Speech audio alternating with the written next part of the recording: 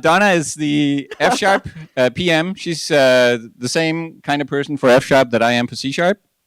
And before joining us relatively recently, she worked on the Scala team with Martin Odersky and others, and will tell us about F# and in particular information-rich programming. So I'm sure you'll tell us what that is too. Yes, I will. Okay, off you go. All right. So today I'll be talking about F#, information-rich programming, which is the focus of the F# 3.0 release, which is included in Visual Studio 11, which right now is in beta, and so it'll be released sometime, probably this year, maybe, but it'll be soon. But right now you can download the beta, you can get the bits, you can try it out. It's really a good product, I would say. So just to give you an overview of what I'll be talking about, first I'll just briefly go over F# syntax in case you haven't seen it before. Then I'll talk about some real-world problems that we saw and how our language, the design of the language features in F# 3.0 were really motivated by these problems and how we chose to tackle them. And in particular, there's a feature called type providers, and I'll give you some demos about that. And I'll also tell you how they work under the hood, since this is an audience I think that will appreciate knowing more about how this actually works. And then I'll talk about a little bit about some future directions of F#. Where are we going next? So just to give you the F# tagline, kind of position the new features and our current features, we say that F# is a practical, functional-first programming language that lets you write simple code to solve complex problems. So this is really the main theme of the language. So anytime we want to design a new feature, we really care about the simplicity and conciseness and being able to express your algorithm in a very direct way. So to give you a very brief example of simplicity has to do with how concise F# is. And here is an obligatory example that compares F# to an imperative object-oriented programming language. So on the right, we have C#, and this is the familiar Ganga 4 command pattern. And if you see, there's a lot of boilerplate, right? There's only 2 lines of code that are actually doing anything, and that's the the execute functions, the implementations here for the break command and the turn left command. But yet, in order to understand what this code is doing, you have to read all of this. Now, fortunately, the command pattern is a very famous one. So you read it, you'll immediately know what it is because you've read Ganga 4. But there's a lot of patterns that are very specific to a project, or you tweak the pattern a little bit. And so because you can't express what you want so directly, it ends up making the code more verbose and basically harder to maintain and harder to read.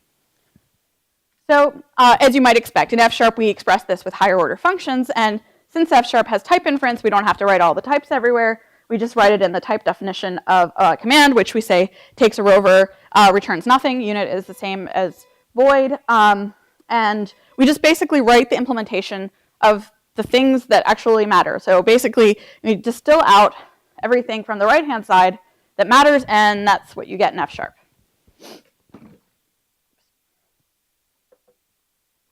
Right. OK, so let me show you some F# code in action. These are going to be some really simple examples, but just to give you a sense of what the syntax looks like. So in F#, one of the nice things is that you can write if you put an expression in brackets, that gives you a list. So that's what this open bracket here is doing. It's saying that create a list, and the elements should be looping from 0 to 25 inclusive, return a tuple that's I and it's square. And this show grid function is just something to display it in a UI. You can ignore these warnings. That has to do with 64-bit. All right, so this is just a very simple grid control that shows the results. Now, if we wanted to do something more interesting, we'd probably use the pipe operator. And what the pipe operator does is it lets you write the argument before the function. So here, this is saying, create a list of the elements from 0 to 25. Then take that, pass it to filter. So this is similar to like Unix piping, right? So you would have a command. The output of a command would become the input of another, and you kind of chain things together. And that's how code is often written in F#, partly because of type inference, because now list.filter knows exactly what type of list it's getting, which is integers. And then we'll map every element to its square, so we're filtering out the odd ones, squaring it, and then we're going to display the result. So, as you expect, the squares of the even numbers. And let's see here. And basically, just to show you more explicitly what the pipe operator does is it, if you write g of f of x, well, really you're applying f first, but you have to write g first in most programming languages.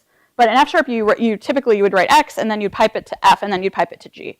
So it's very direct. You get to see things in the order that they're happening, which is usually very important in programming. All right, so that was very simple. And the thing with functional languages is sometimes people are like, well, okay, that's great. You can do stuff with lists.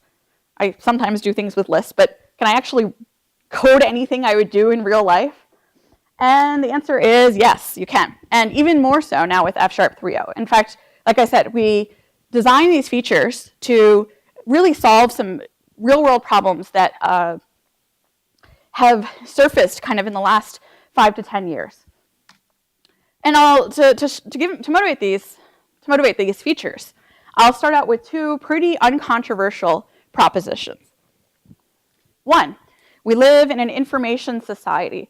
So we like to think of it somehow as almost like a revolution, like the Industrial Revolution, changed things dramatically. And the internet obviously has changed things as well. But now with the internet becoming entrenched in our daily lives, it's like information is just everywhere, and it's so readily available. And there's social networking. There's freely available various sources of data. There's you can pay for data, which I'll show in a moment. So it's really actually changing the way we use computers, and it's changing the kinds of programs that we use. And the problem, though, is that our programming languages are information sparse. So when we use a general purpose programming language, it doesn't know anything about the domain of what we're operating on, generally speaking. So let's say I was going to write a program that was going to filter some Twitter feed. Well, I have to create kind of this ontology of the program that I want to write. So I have to write a class for a tweet. I have to have a concept of a hashtag, an at tag, and all these things. I have to set this all up. And this happens with every domain that we use. Now, with Twitter, in this particular example, it wouldn't be so bad because there aren't that many different interconnected types in that domain. But what if we have a database, or what if we have a web service, or what if we have some custom file format? It's very difficult typically to connect that up with your programming language because the programming language doesn't know anything about those sets of types usually. So we're saying that this is a really big problem. It's actually getting a lot worse because, as I said, the programming landscape is changing quite a bit. And when we are using statically typed languages, now let's just assume for the sake of argument that we want to use statically typed languages.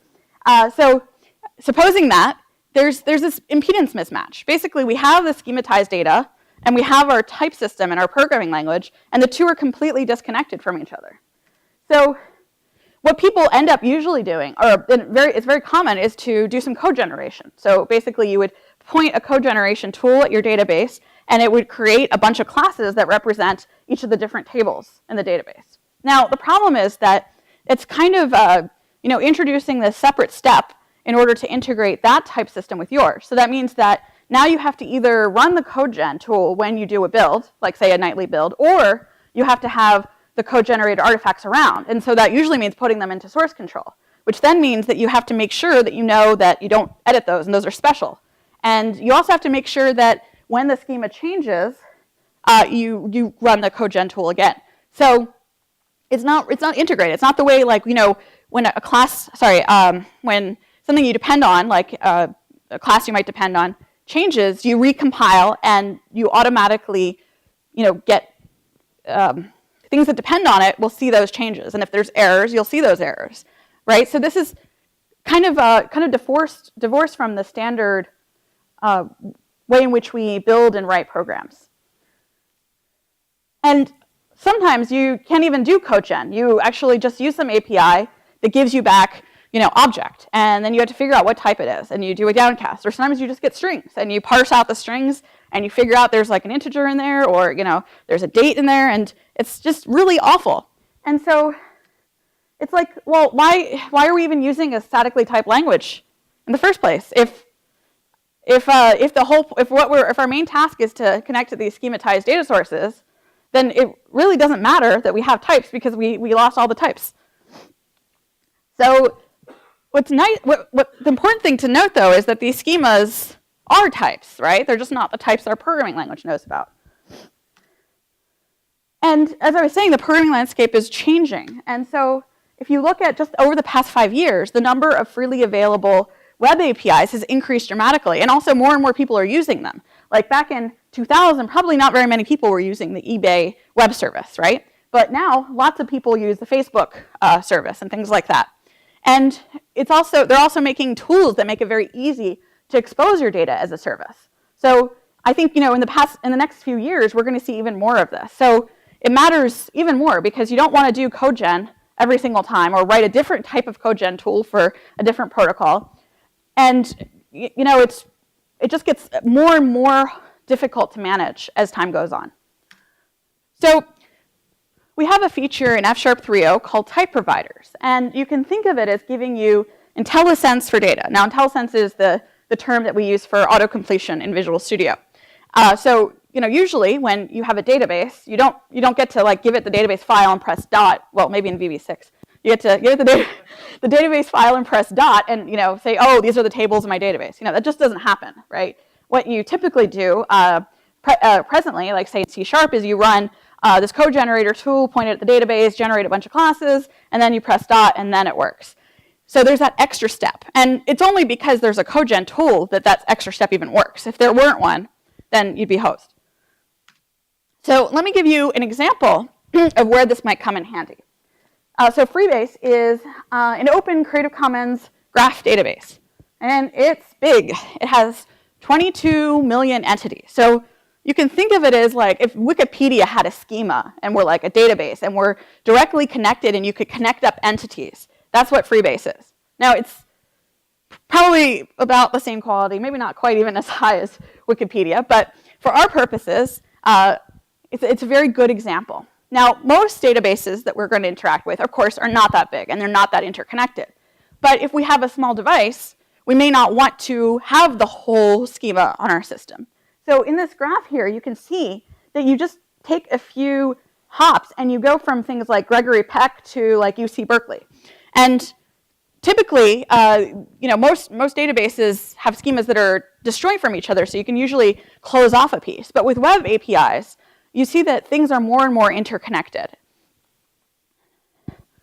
So you can see that you couldn't possibly code gen Freebase. And in fact, you couldn't even code gen part of it without losing types because, like I said, it's very interconnected. So there's a domain within Freebase that's chemistry. So it has like chemical elements and things like that. Well, you might think, okay, well, I'll just code gen that part. That's the only part I care about.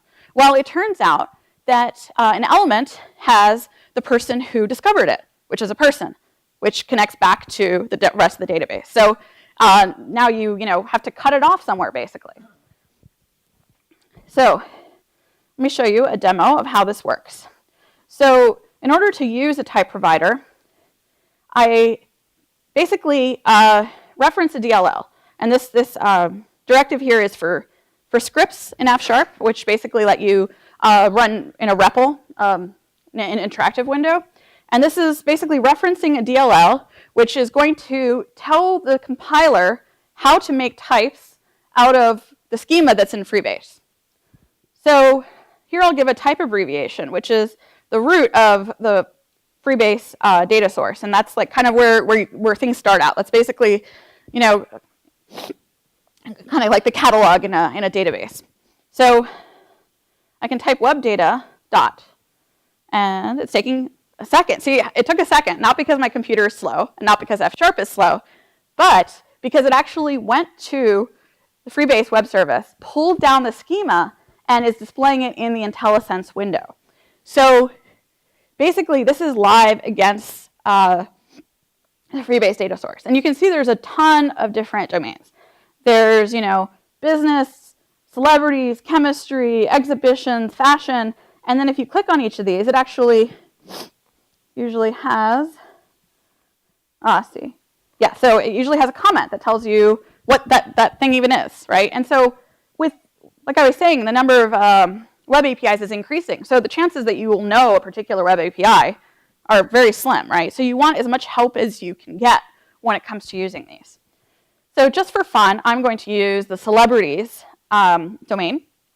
And we can see there's a lot of really important information in here.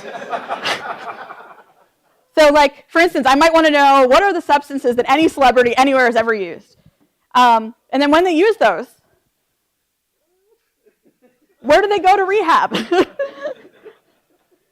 then there's interesting things in here. There's a super couple. I didn't know what a super couple was, but it's telling me, see, because it's giving me information. In my IntelliSense, it's giving me new information. It's saying a celebrity super couple, also known as a power couple or dynamic duo, is a popular or financially wealthy pairing that captivates and intrigues its observers beyond normal expectations. Okay, so this sounds pretty good. I'll pick that one. And I'll show it in a grid. And to run this, I basically right-click and say execute in interactive. And this will run it in the interactive window. So I don't even have to compile, although, of course, it's doing something compiling in the background kind of dynamically. And in a second, it'll bring up, I didn't do, that's what I didn't do. There we go.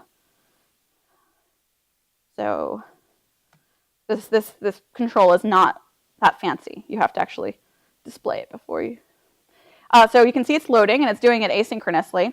And this grid is a very simple grid. It doesn't actually have any types in it. So this image is an image because that's the type of that field.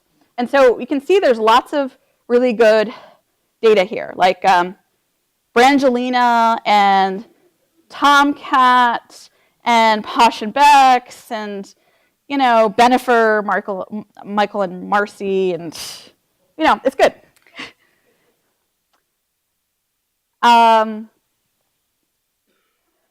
Now, let's do something that, might be a little bit more interesting to this audience. So let's look at fictional universes. So this is going to, first off, if we hover over this domain, okay, see how much more data there, like more of a tag there is? It kind of tells you about who's editing this data source, right? There's lots of it. Just really really tells you what a fictional universe is. So it's basically, any universe that somebody has created and that works are set there, which could be a movie or book or whatever. So, and then you press dot, and it tells you, now it's really interesting how much stuff is in here. There's calendar system directionality, employers in fiction, fictional object destroyer, and the methods by which these fictional objects destroy things, fictional plants, medical conditions in fiction. Okay, so let's just look at, this is basically going to give us all the fictional universes. I'll just show the first 100 here. And let's just see what this data looks like. And there's also images here. The Buffyverse, Star Trek, Middle Earth, Earthsea. There's things I'd never even heard of, like the Circle Universe. Does anyone know what that is? Battlestar Galactica, the Star Trek Expanded Universe. And so you can see it's this particular domain is very extensive. Now, let's say we wanted to do some queries against this. So if we click on if we go back here, we can see that there's all kinds of things like fictional universe creators, fictional character creators. So let's suppose we want to answer this question. Who has created the most popular fictional universe according to this highly reputable data source? So in other words, what are the who's created a fictional universe that had the most work set in it? Now, those works could have been written by other people as well. So like, say Star Trek was created by Gene Roddenberry, but a lot of other people wrote works for it, like books and movies and things like that. So in order to do this query, you can really see how the functional nature and the sequencing operation in F# are really useful here. So first, I'll get all of the fictional universe creators. And if I hover here, yeah, see, it tells me quite a bit about what a creator of a fictional universe is, if I didn't already know. And so here I'm going to map, which just basically means I'm going to transform a list into another list of the same length. I'm going to pull out, for each creator, I'm going to pull out the name. Then I'm going to iterate over the universes that that person has created, count the number of works, so collect up the works, calculate the length, and basically return a new list. So I want to show this result. Again, I will execute an interactive. There's also a keyboard shortcut, which I sometimes use. So here we can see that according to this database, it's not too surprising, George Lucas comes out really far ahead. J.K. Rowling is not that far ahead, but it looks like it might be accurate. So you can also write this query in a different way. If I can write something that looks very similar to C# link, for instance, where I can use select and sum by. And this is just kind of a different way of writing the query. It does exactly the same thing. So this really kind of points to one of the other advantages of type providers, because link is incredibly useful. But if you don't have a link provider for your data source, you're kind of stuck. So it works really well with databases and web APIs and things like that. But some custom type, there's nothing you can do. So basically, type providers kind of put link on steroids. All right. So I said F# is concise, but this is how much code you'd have to write, including manually defining the schema. And this is just to get a tiny part of the Freebase database. Now, this code is all inside of the type provider, so it's safely hidden away from the user. They don't have to deal with it. So basically, we can program against web scale schematized data. So really, this solution can scale very well, and we don't even have to wait for the code generation or for our code to compile. And this really points to how well this plays with the scripting nature of the F# interactive window.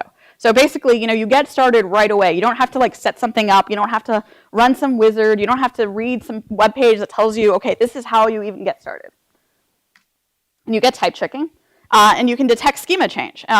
So Freebase really schema changes very, very rarely, but a custom database schema might change, and you can set in the type provider when you create it how often you want to poll for changes to the schema, or if you want maybe the type provider to kind of maintain a connection and kind of invalidate the type checker. And there's in the type provider interface, the type provider can basically tell the type checker to throw things away and start over.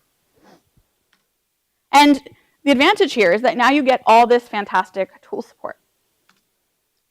So suppose we wanted to connect to multiple data sources. Let's say we want to, connect to the Bing Maps API, which gives us driving directions, or Bing Search, Business Search, or Google Search, or whatever.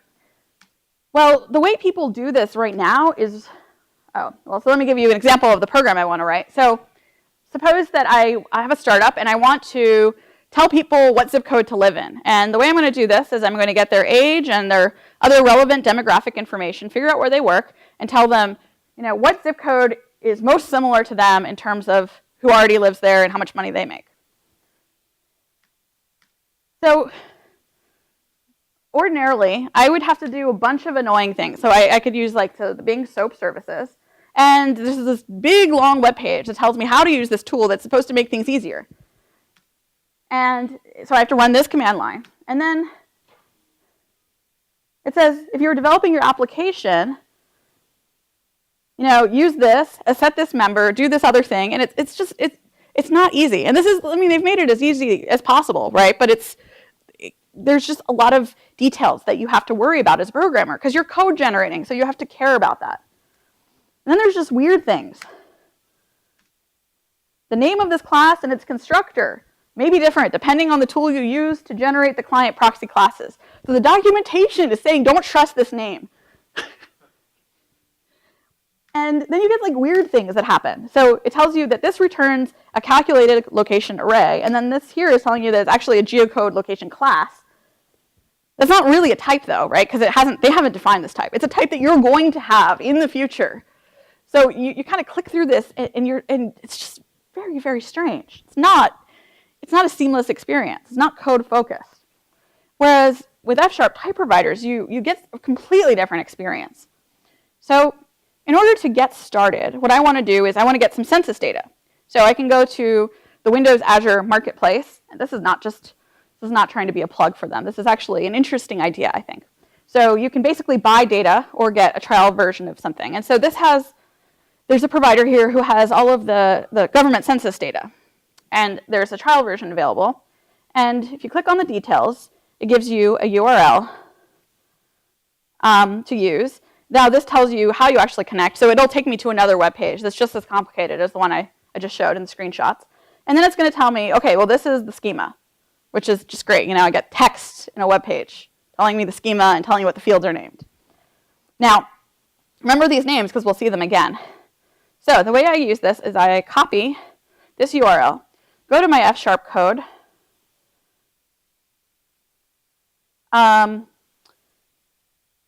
so the way you're supposed to connect to this particular data source is to use an OData service type provider. So I just say, this is the service URI.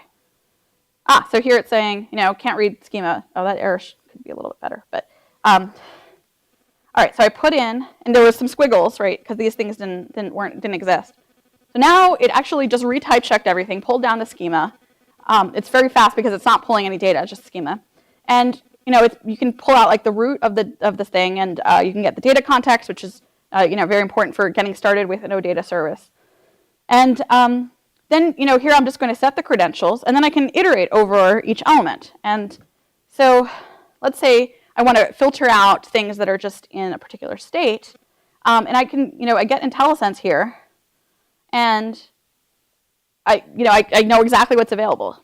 So state name, and here we'll say, all right, so we'll filter on a state and a county, and then we can write here again is a list expression, and here I'm just going to pull out the fields, and in some cases I'm converting them from a nullable field into an actual decimal. Here I'm not doing anything very interesting, but in general, you can imagine you're pulling out data, you have to clean it, you have to, figure out what things are out of range. You may not be able to trust everything in there. And then I'll just sort by the city and then the zip code. Now, the next thing I need to do is I need to get the driving distance from each of these zip codes to where the person works, because that's one of the things that I asked for, of how far they want to drive. So in order to do that, I'm going to use Bing Maps, which had that documentation those really weird web pages for the SOAP service. But here I just have to, it's weird. Let me try. I've actually not seen that error before. Oh, that's so weird because it just worked. Okay. Build. All right, now it's good. All right, so this is you can see how uniform it is. Before I was connecting to an OData service. Now I'm using WSDL. They're two completely different protocols. If I did CodeGen, I'd have to do two different things. But here I just put in the same exact thing when I instantiated the URI to use. Here are just some type abbreviations. This code is a little bit more verbose because there are just a lot more types and they're kind of spread out. I'm not going to show you the details of the code, but just to show you how this helps you use a particular API. So I have a route, I have the route service, and I have a route request. And I want to know what I can do with it. So, for instance, this is showing me you have a route service. Well, you can calculate the route. You can do it asynchronously. You can say, do it only for major roads. Now, when I get the result, well, what other things are there other than the distance? Well, there's the bounding rectangle of the whole area that you'd have to drive. There's the time in seconds, so you could figure out how long a drive you want to be in addition to the distance. So basically, this lets you explore an API in a really nice way, which IntelliSense, of course, already lets you do. But with these web APIs, you're just using so many different things. You have to, it really helps when you can get more information, basically. And just to show you how elegant F# is in terms of math, here's the very simple Euclidean distance, weighted Euclidean distance metric I'm using to calculate how close a given zip code is to a particular user. So this is just subtracting each component of a vector and multiplying by a weight, squaring, taking the square root. And in F#, you could write, just subtract x from y, the list, square each element of the list, and multiply the weights, take the sum, square root. It's exactly the same. So here we can see that you can program against multiple data sources using type providers. You get to access everything with a really nice uniform interface. And as you can see, F# works really well for program logic because it's concise and declarative. So you probably want to know what's under the hood. Well, a type provider is a standard .NET assembly. There's a particular interface that I'll show you in a moment, and there's certain metadata attributes that you put on there. And it plugs into the compiler and the type checker, which also means it plugs into the IDE because those are built on top of the type checker. So the way it works is that the type checker gets an unknown identifier. It then asks the reference type providers if they know what to do with this identifier. So that could go to a web service, a database, a local file, anything. It could return a constant. Then it gives it back a system.type, which says basically what do you do with this? Excuse me. Here's a system.type, and when you call methods on this synthetic system.type, these are the actual pieces of code that need to be inserted into the program that use the type provider. So basically, like I was saying, this is the step here, step 3. Basically, the type provider is basically giving us back a piece of a program AST, which then gets merged into the main program by the type provider. And the interface looks like this. So this, for instance, gets the type corresponding to a particular name. For a particular method call, it tells you it returns what the body should be that should be inserted into the main program. This is invalidate, which the type provider can tell the type checker that the schema has changed and that everything needs to get refreshed and restarted. And this would get all of the types that are the root of that type provider. So there's 2 different ways that you could implement a type provider. You could use an erasure-based strategy, which is what Freebase does. It doesn't actually code generate any types. Or you could just actually generate new types, which is what we do for the OData service and SQL and things like that. So it's up to the creator of the type provider. So you have a lot of flexibility. So in principle, even if you are generating types, you don't need to have unwanted references to external types. So let's say you're only using one small part of a database, and even if you co-generate that part, you don't have to do the rest of it.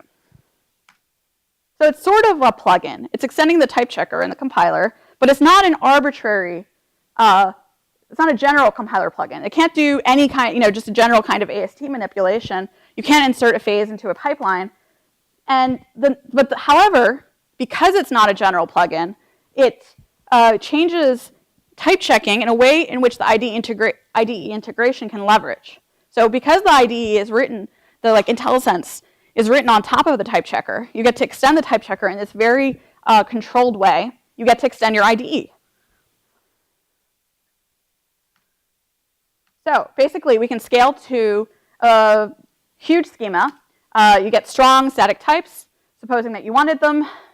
But the people have said, even the people against types have said that one benefit is that you get IDE support. And really, you can add new data protocols really easily. So like the wizards that are built into Visual Studio are fixed, right? It's very hard to add a new one as an end user. But with a type provider, you can do that really easily. So some examples, web services, SQL, you have your own file format, an XML file, a regular expression. You could name the different parts of the grouped expressions within a regular expression. There's a Facebook type provider that basically lets you you can dot and see a list of people's friends right in IntelliSense, which is kind of cute. So an interesting question is this giving us, is there a new trend in language design now?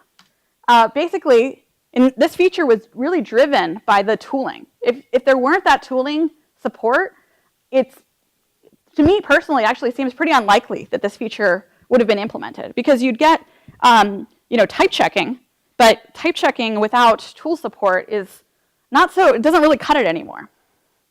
So I actually looked for examples that of the same kind of thing. If do other language designers do this as well? And it seems like so far actually this is a pretty rare concept. So usually you think about the IDE after you design the feature, and then maybe you tweak the feature a little bit to make it work well with the IDE, but it's not a primary consideration. But there are some examples of this. So although you can see they're mainly for languages used for teaching, like Dr. Scheme and Racket are mainly used for teaching Scheme, and Alice is a programming language designed for children to learn programming by doing animations. And there the IDE and the language designs are basically they co-evolve. You wouldn't add a new feature if it didn't make sense for the IDE. And if you want a new IDE feature, you would definitely change your language. A small example of this is that one motivation for Java annotations is that now that allowed the J2EE tools to work better, because J2EE is pretty complicated, you need tooling, so this is one way to ameliorate that. Partial classes in C# are also, you could think of it sort of as this similar idea, because one of the main benefits are that the UI tools can create code that then gets compiled into the rest of your program. Another example is another programming language for children called Hands. And they actually went back and tweaked the syntax to make sure that they would give good syntax errors. So for here, in this if expression, they actually added an ellipsis, which is actually more things to write, but it meant that when the user, which was targeted at children, they made a mistake, it would actually help them along a lot more than if they had a more concise syntax. So looking ahead, what's next for F# is basically to align really well with cloud, because right now F# is pretty well suited as a server-side language, but Azure is pretty great, and as are other similar cloud services. And F# has this nice thing with F# computation expressions where you can basically add new syntax, or it looks like you've added new syntax, but you actually can just do it in a library. So maybe you could add a cloud computation expression, similar to how we have the async and query computation expressions that aren't new syntax, they're just libraries. So you can also do computation in the cloud with a cloud numerics library. I'm not going to go into this right now, but it works very nicely with F#. I'm not going to do that demo. So basically, type providers give you an integrated solution for accessing data sources, and you get to stay code focused, right? We're programmers. We don't want to run a wizard. Let the designers run the wizard. We want to stay in the code. And you want your tooltips to be helpful in your IDE. Like we learned what a supercouple was from our IDE. And this gives you a really nice, consistent, uniform programming experience. Even if your data sources are all completely different, they use completely different protocols, you don't have to worry about it if the type provider is well designed.